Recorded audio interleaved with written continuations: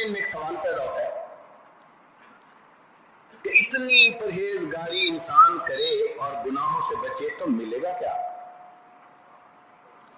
اس لیے کہ جب انعام بڑا ہوتا ہے پھر مشکل کام بھی کرنے آسان ہوتے ہیں. جس بندے کو اچھی تنخواہ ملنے کی توقع ہوتی ہے وہ سردی کی لمبی راتوں میں رات کو جاگ کے پہرا دیتا ہے. جس کسان کو اچھی فصل ملنے کی توقع ہوتی ہے گرمی کے دوپہر میں بھی ہل چلا رہا ہوتا ہے. تو جب ثمر زیادہ ہو تو پھر محنت آسان ہو جاتی ہے. سنیے اس تقوی کا ثمر کیا ہے. شیخ الورتجوی رحمۃ اللہ علیہ فرماتے ہیں قرآن مجید کی آیت ہے وَلَوْ أَنَّ أَهْلَ الْقُرَىٰ آمَنُوا وَاتَّقَوْا. اگر یہ بستی دیشوں والے ایمان لاتے اور تقوی اختیار کرتے لَفَتَحْنَا عَلَيْهِمْ بَرَكَاتٍ مِّنَ السَّمَاءِ وَالْأَرْضِ, ہم ان پر آسمان اور زمین سے برکتوں کے دروازے کھول دیتے.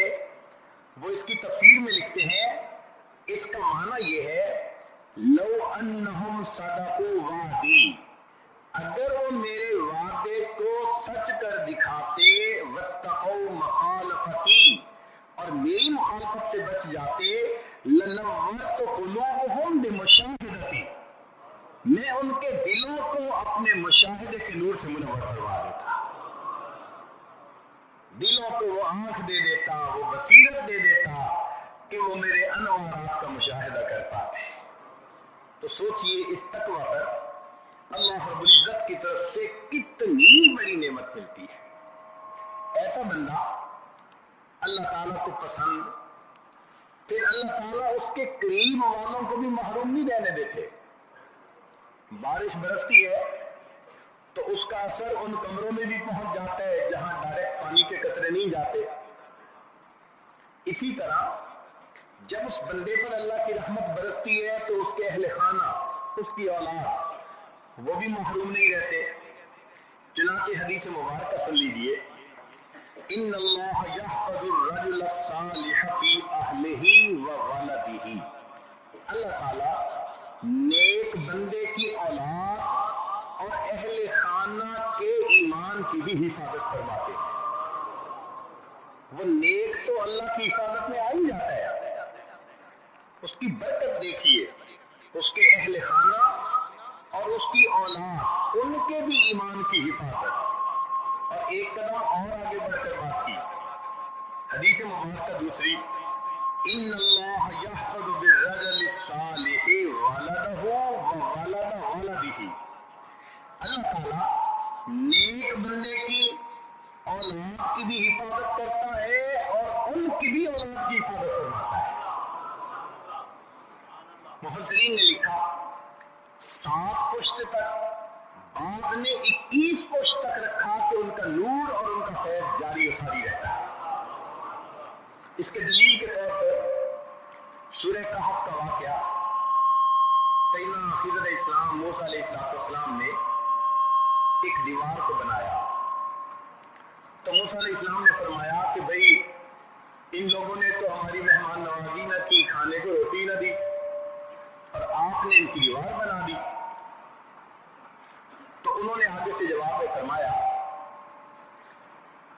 کہ اس شہر کے اندر یتیمین فی المدینہ, 2 یتیم بچے تھے, وَقَانَ تَحْتَهُ كَنْزٌ لَهُمَا, اس دیوار کے نیچے ان کا خزانہ تھا. اگر دیوار گر جاتی تو لوگ قابض ہو جاتے, یتیم محروم ہو جاتے.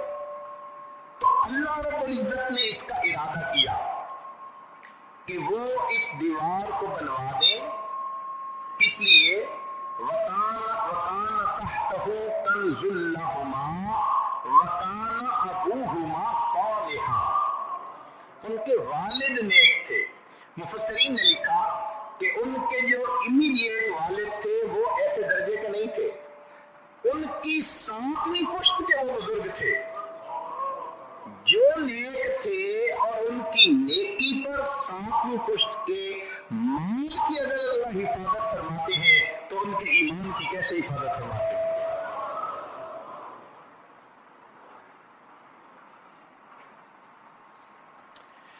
ایک اور انعام کہ جو بندہ تقوی اختیار کرتا ہے اللہ رب العزت اس کا اپنا انجام بخیر فرماتے ہیں. آپ نے حدیث مبارکہ میں یہ مضمون پڑھا ہوگا کہ جو بندہ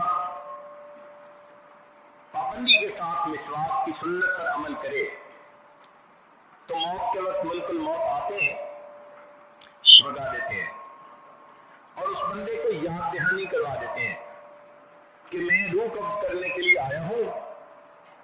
تو وہ بندہ کلمہ پڑھ لیتا ہے، چنانچہ اس بندے کو کلمے پر موت نصیب ہو جاتی ہے.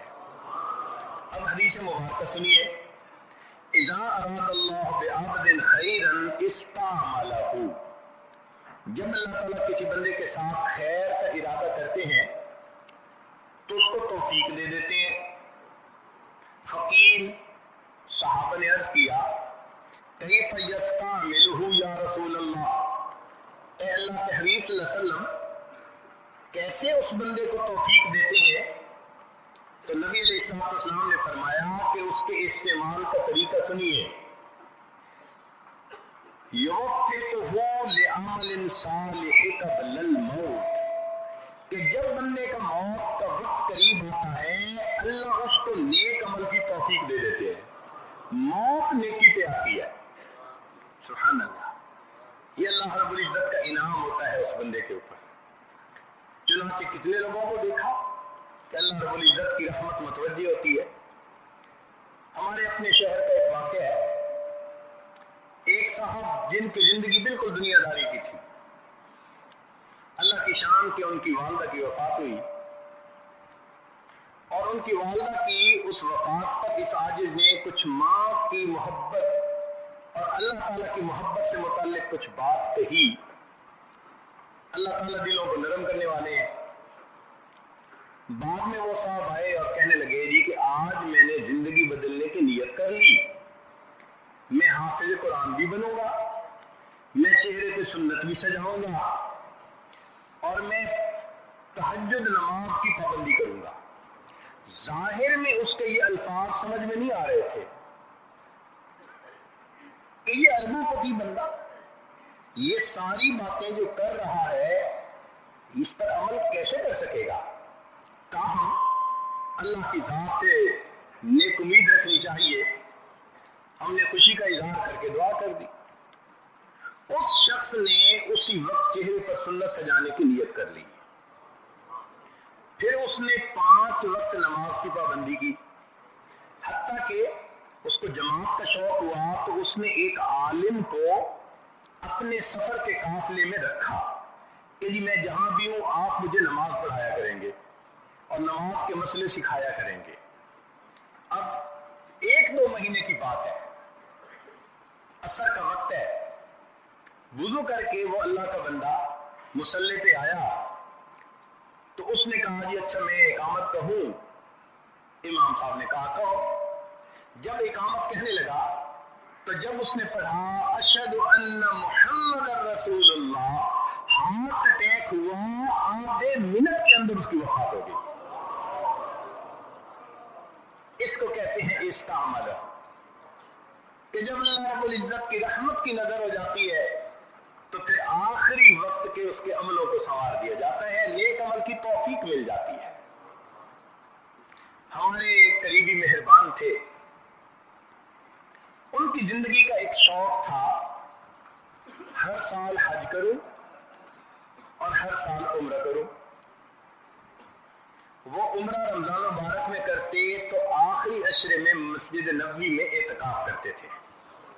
اللہ رب العزت نے ان کو 53 حج کرنے کی توفیق عطا فرمائی، 53 مرتبہ مسجد نبوی میں اعتکاف کی توفیق عطا فرمائی. اب دیکھیے اللہ کی رحمت کیسے متوجہ ہوئی. بڑی چاہت تھی کہ مجھے جنت بقیع میں دفن ہونا نصیب ہو، لیکن ان کا کام کاروبار تو پاکستان میں تھا، چند دنوں کے لیے آنا جانا تھا، دعا مستقل مانگتے تھے. اللہ رب العزت نے ان کی دعا کو ایسے قبول کیا، رمضان کا مہینہ روزے کے ساتھ باوضو ریاض الجنہ کے اندر عصر کی جماعت کے ساتھ نماز کی نیت باندھی، جب سجدے کی حالت میں گئے تو ان کو وفات آ گئی اور جنت بقیع میں دفن ہو گئے۔ یہ عمل ایسے اتفاقاً نہیں ہوتے، یہ قدرتاً ہوتے ہیں، اس کے پیچھے زندگی ہوتی ہے، کوئی عمل ہوتا ہے بندے کا جو اللہ کو پسند آ چکا ہوتا ہے، پھر اللہ رب العزت اس پر یہ رحمت فرما دیتے ہیں۔ اور اگر زندگی بگڑی ہوئی ہو تو پھر موت کے وقت اس کا نتیجہ الٹا نکلتا۔ چنانچہ آج سے کوئی 25 سال پہلے کی بات ہے، ٹیبا سلطان علاقے میں جانے کا موقع ملا۔ ایک والد صاحب اپنے بیٹے کو لائے جو وکیل تھا، مجھے کہنے لگے جی اس کے لیے دعا کریں، یہ زیادہ کچھ پڑھ لکھ گیا ہے۔ پوچھا کیا ہوا؟ کہنے لگے یہ ڈائریا بن گیا۔ اس عاجز نے کچھ اس سے بات کرنے کی کوشش کی، لیکن اس نے آگے سے بات عجیب کی۔ کہنے لگا پیر صاحب جتنا اللہ سے آپ ڈرتے ہیں میں نہیں ڈرتا۔ اب بتائیے جو سمجھنے پہ آمادہ ہی نہ اسے اللہ ہی سمجھائے۔ مگر کیا ہوا کہ اس کے 3 دن کے اندر اس بندے کو ایک ایسی بیماری لگی، ابکائی آتی تھی اور منہ کے راستے جو نکلتا تھا اس میں پہانے کی بو آیا کرتی تھی۔ جس زبان سے وہ اللہ کی شان میں گستاخی کرتا تھا، اللہ کی پکڑ، اللہ بتا دیا تو جرأت کرتا ہے کہ میں اللہ سے نہیں ڈرتا، میں تجھے ایسی ذلت کی موت دیتا ہوں۔ ہم لوگ چھوٹے تھے، شاید 4 کلاس میں پرائمری میں پڑھتے ہوں گے۔ ایک دن اسکول سے واپس آ رہے تھے تو میرا کلاس ہیلو مجھے کہنے لگا یار میں تمہیں تماشا نہ دکھاؤں۔ پوچھا کیا؟ کہنے لگا میرے ساتھ آؤ۔ وہ اپنے ساتھ لے گیا۔ یہ زندگی کا وہ حصہ تھا کہ پورے محلے کے گھروں کا ویزا حاصل تھا، جس گھر چاہو داخل ہو جاؤ، چھوٹی عمر تھی، ہر گھر سے پیار ملتا تھا۔ وہ مجھے اس گھر میں لے کے گیا اور اس نے مجھے ایک کمرے کی کھڑکی میں سے دکھایا، ایک آدمی کو میں نے دیکھا، بال بکھرے ہوئے ہیں، رسیوں کے ساتھ اس کو باندھا گیا ہے اور وہ ہر تھوڑی دیر کے بعد اس طرح بھونکتا ہے جیسے کتا بھونکتا تھا۔ باوجود مسجد میں بیٹھ کے بات کر رہا ہوں، جس طرح کتا بھونکتا ہے ہو بہو اسی آواز میں وہ بھونکتا تھا۔ جب اس کو دیکھا تو میں تو ڈر گیا، گھبرا گیا، میں گھر چلا گیا۔ گھر جا کے میں نے اپنی والدہ کو بتاتے ہوئے بھی گھبرایا کہ امی کہے گی کیا تم گئے کیوں تھے؟ تیسرے چوتھے دن ہم نے خبر سنی کہ وہ بندہ فوت ہو گیا۔ اب اس کی جب وفات ہوئی تو والدہ نے تب گھر میں تذکرہ کیا کہ یہ ساری زندگی صحابہ العالم کی شان میں بکواس کرتا تھا، اللہ نے موت کے وقت کتے کی موت عطا فرمائی۔